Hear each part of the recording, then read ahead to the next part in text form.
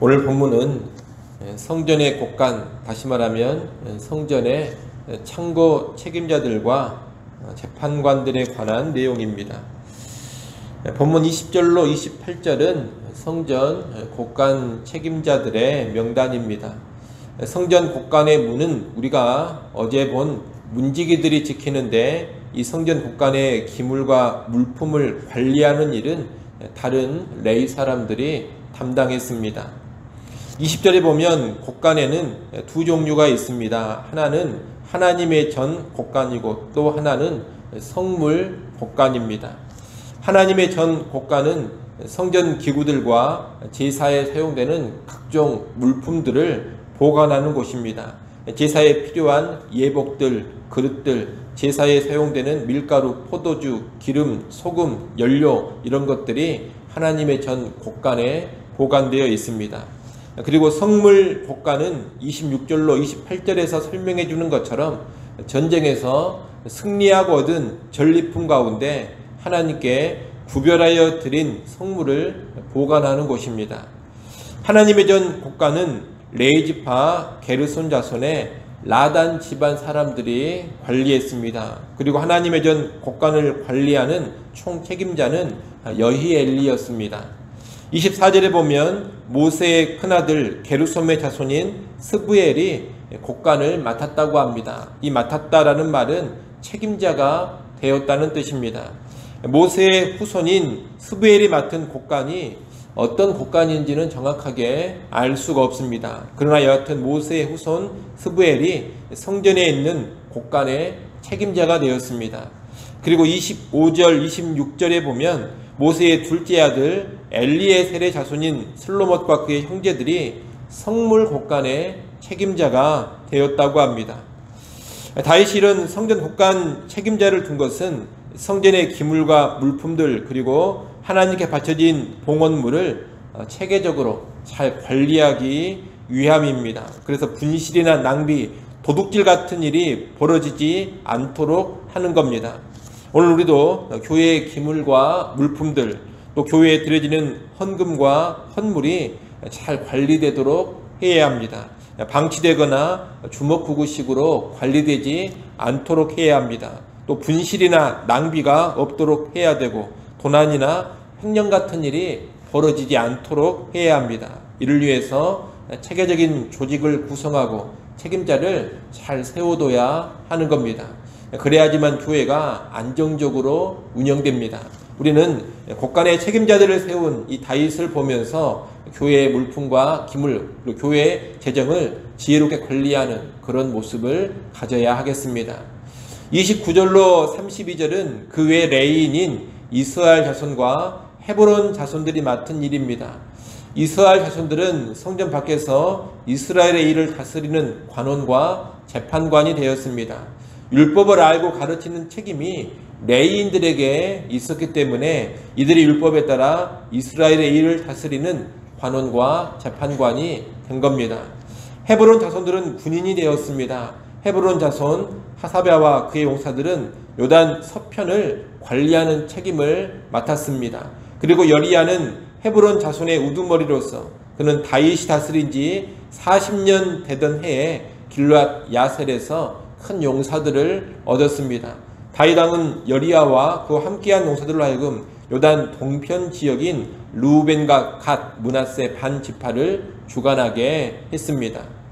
32절 하반절에 보면 이 레위 사람들이 하나님의 모든 일과 왕의 일을 다스렸다고 합니다. 하나님의 일이란 종교적인 일을 말하는 것이고, 왕의 일이란 행정적이고 군사적인 일을 말하는 겁니다. 레위인들이 성전에서 섬기는 종교적인 일만이 아니라 다윗 왕국을 다스리는 행정적이고 군사적인 일들까지 모든 영역에서 지도자 역할을 감당했음을 우리가 알게 됩니다. 다윗이 이렇게 한 것은 하나님의 통치가 왕국에 구현되도록 하기 위함입니다. 제사장을 포함한 레위인들은 하나님께서 불러세운 사람들입니다. 그들의 책임은 율법을 잘 알고서 백성들에게 율법을 잘 가르치고, 나아가 율법에 따라 제사를 드리고 율법에 따라 온 백성이 살게 하는 겁니다. 간단히 말하면 율법대로 살고 행하게 하는 책임이 바로 이 레위인들에게 있습니다. 다윗 왕은 이런 레위인들을 체계적으로 잘 조직해서 성전 안과 밖에서 섬기게 한 겁니다. 종교적인 일은 물론이거니와 재판하고 다스리는 일, 군사적인 일까지 이 레위인들이 담당하게 했습니다. 이를 통해 율법의 정신이 다윗 왕궁의 모든 영역에 깃들이고 반영되도록 한 겁니다. 결국 다윗은 무엇을 꿈꿨느냐? 하나님의 율법대로 통치되는 나라, 하나님의 말씀대로 운영되는 그런 나라를 꿈꿨던 겁니다. 그리고 이것이 곧 하나님의 바람이었습니다. 지금도 하나님은 이 땅이 하나님의 말씀대로 통치되는 것을 원하십니다. 하나님의 말씀대로 통치되는 그곳이 곧 하나님의 나라입니다. 그런 하나님의 나라가 세워지고 확장되기를 하나님께서 간절히 원하시는 겁니다. 이 하나님의 마음을 잘 알고서 오늘 우리도 다윗처럼 말씀의 통치가 이 땅 가운데 이루어지기를 원하고 이를 위해서 적극적으로 움직이는 그런 모습을 가져야 되겠습니다. 가장 먼저 우리 개인의 삶과 교회에 하나님 말씀의 통치가 있게 해야 합니다. 그리고 나아가 이 세상 구석구석에 하나님 말씀의 통치가 있도록 해야 합니다. 다윗이 체계적으로 레위인 조직을 편성하고 배치했던 것처럼 오늘 우리도 어떻게 하면 말씀의 통치가 내 개인의 삶, 교회의 삶, 그리고 이 땅 가운데 이루어질 수 있을지를 고민해야 되고 나아가 구체적이고 실천적인 행동이 나오도록 해야 합니다. 그럴 때 하나님의 나라가 임하고 하나님의 나라가 확장되는 겁니다. 여러분, 다윗의 꿈은 율법의 통치가 자기의 왕국 전역에 이루어지는 것이었습니다. 오늘 우리도 그런 꿈을 가지고 살아갈 수 있기를 바랍니다. 오늘 내 개인의 삶 가운데 하나님 말씀의 통치가 이루어지기 위해서 할 수 있는 일이 무엇인가? 또 교회 가운데 하나님 말씀의 통치가 구현되기 위해서 우리가 움직여야 될 일이 무엇인가? 우리가 살아가는 사회, 세상 속에서 하나님 말씀의 통치가 이루어지도록 우리가 힘써야 할 일이 무엇인가? 늘 기도 가운데 이런 것들을 고민하고 또한 지혜를 얻어서 하나님 말씀의 통치가 구체적으로 이루어지게 하는 그런 삶에 일조할 수 있기를 간절히 축원합니다. 기도하겠습니다.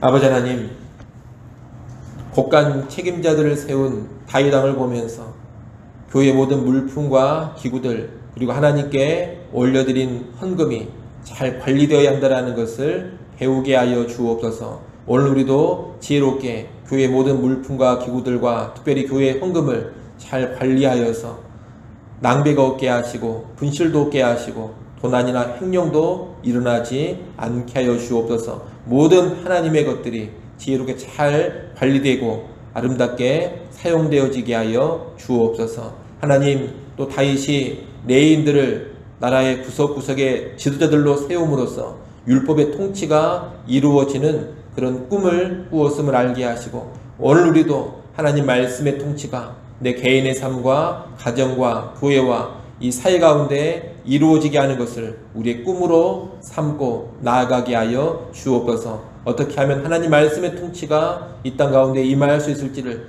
늘 고민하게 하시고 구체적으로 실천케 하여 주시옵소서. 아버지 하나님, 이 시간 하나님께 나와 다시금 엎드립니다. 겸손히 하나님을 찾고 구하는 시간 되게 하여 주옵소서. 주님 앞에 나와 엎드리는 주의 백성들을 주목하여 보시고 하나님 긍휼을 베풀어 주시옵소서. 오늘 하루도 하나님과 동행하는 하루가 되게 하시고 삶의 모든 상황 속에서 하나님의 말씀대로 순종하며 승리하는 삶 되게 하여 주옵소서. 예수님의 이름으로 기도드리옵나이다. 아멘.